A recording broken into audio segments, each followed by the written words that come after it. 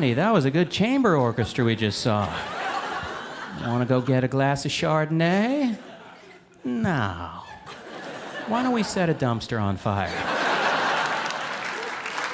You ever have sex with someone you don't know that well? They're going to spend the night. They ask if you'll set an alarm. Hey, can you set an alarm? I got to wake up for work. I could, but that alarm's going to wake me up also. They don't sell an alarm that will only wake you up. No, not even at that place, Brookstone. Can you just call in sick? I really had my heart set on a nice, awkward breakfast.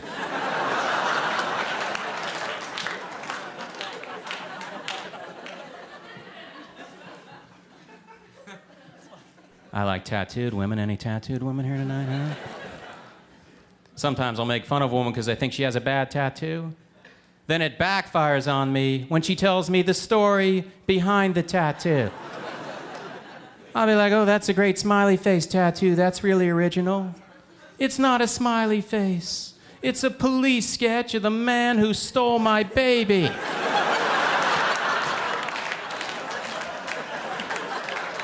Oh. Whoops.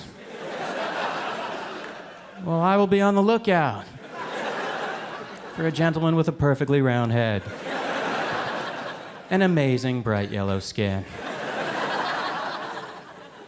I saw this guy walking around with his little son, little 3-year-old boy. The boy was wearing a Dead Kennedys t-shirt. I wanted to walk up to the father and go, hey, you know what? Your kid ain't that cool.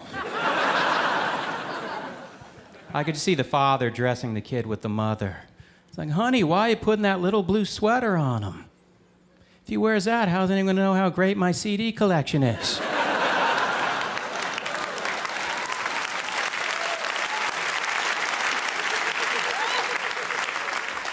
Can you find him a nice size -5 Dead Kennedys shirt? I was in San Francisco. I walked by a short men's clothing shop. I'd never seen this before. I said, hey, I'm kind of short. I went in there, looked at some of the sizes. Guess what, people? Todd Barry, too damn tall.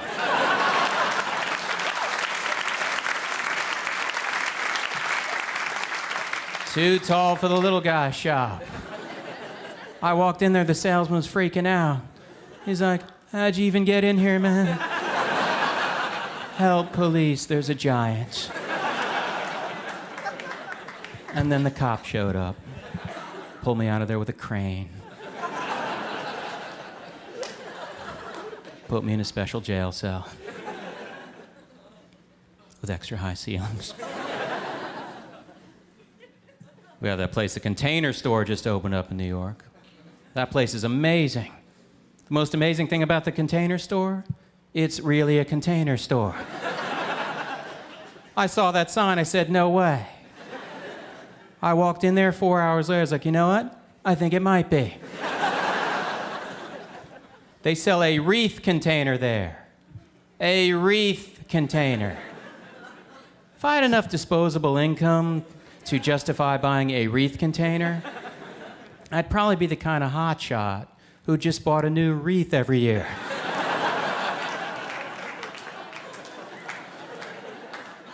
Throw out the wreath, baby. What? Toss it.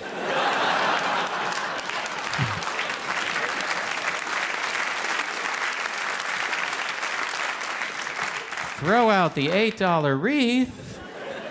But I just bought a $2,000 hard shell wreath road case.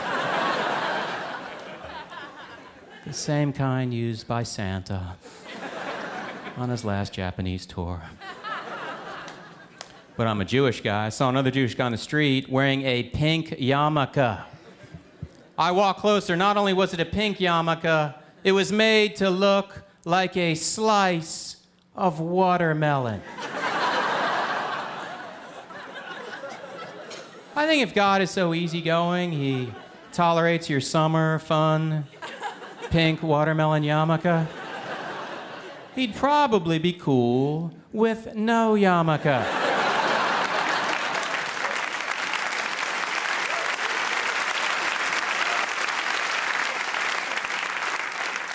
Take that off your head, slap it on a picnic table, and put a glass of iced tea on top.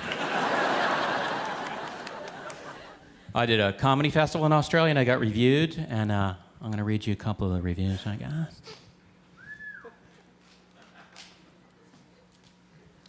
This won't take long, don't worry about it.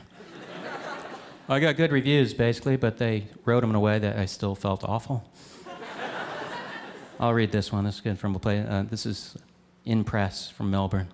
In a festival where slick multimedia presentations are the norm, the simplicity of this show is the intellectual humor equivalent of taking a yoga class. Well, slap that on my poster. Honey, we should go see this show.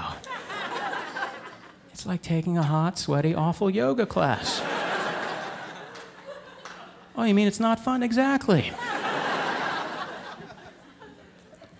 This one's from the Chaser in Melbourne. In the show we saw, Barry had a tendency to get down on himself for not whipping the audience into a frenzy.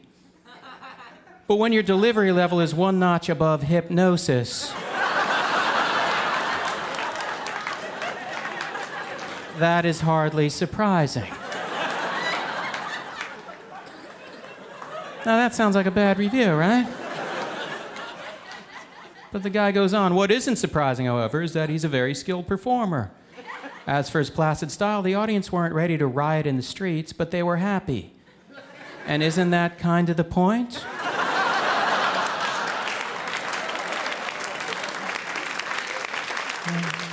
I think it's more than kind of the point, it is the point.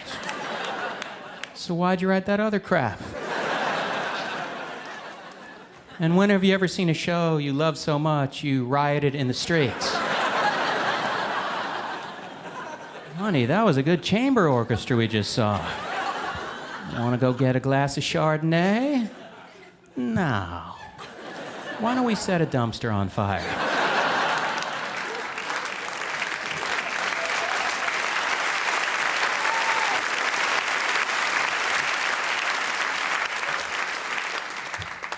I did a festival in Scotland. A woman comes up to me after one of my shows there. She goes, Todd, can I ask you a question? I'm like, what's that? She goes, Todd, are you gay?